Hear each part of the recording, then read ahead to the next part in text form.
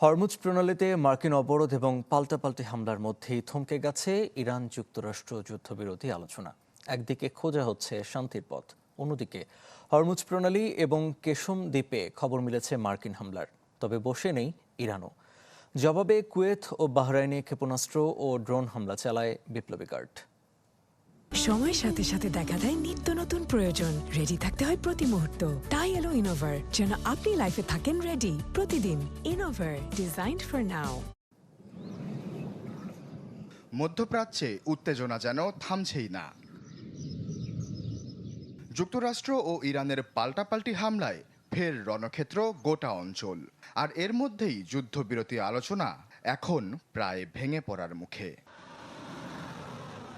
মঙ্গলবার মার্কিন সামরিক বাহিনী হরমুজ প্রণালীতে বতসোয়ানার পতাকাবাহী তেলবাহী জাহাজ এমটি লেক্সিকে একটি হেলফায়ার ক্ষেপণাস্ত্র দিয়ে অকেজো করে দেয়।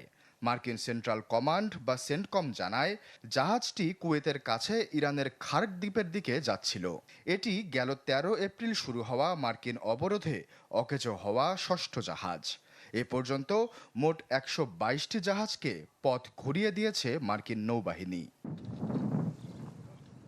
এর পরপরই ইরানের কেশম দ্বীপে একটি সামরিক গ্রাউন্ড কন্ট্রোল স্টেশনে হামলা চালায় মার্কিন বাহিনী। আইআরজিসি হুঁশিয়ারি দেয়, হরমুজ প্রণালীর নিরাপত্তা বিঘ্নিত করলে তার মূল্য দিতে হবে। এই হামলার পরপরই পরিস্থিতি আরও উত্তপ্ত হয়ে ওঠে।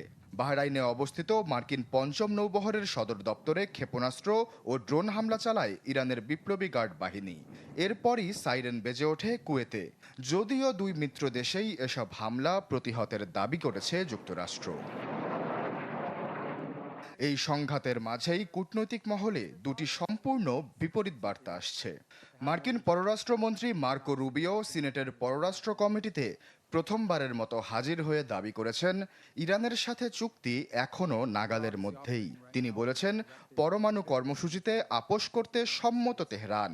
তবে ইরানের পররাষ্ট্রমন্ত্রী আব্বাস আরাকচি হুঁশিয়ারি দিয়েছেন, লেবানন সহ সব ফ্রন্টে যুদ্ধবিরতি নিশ্চিত না হলে যুক্তরাষ্ট্রের সাথে আলোচনা স্থগিত থাকবে। আশ্বাস চৌধুরী, চ্যানেল 24।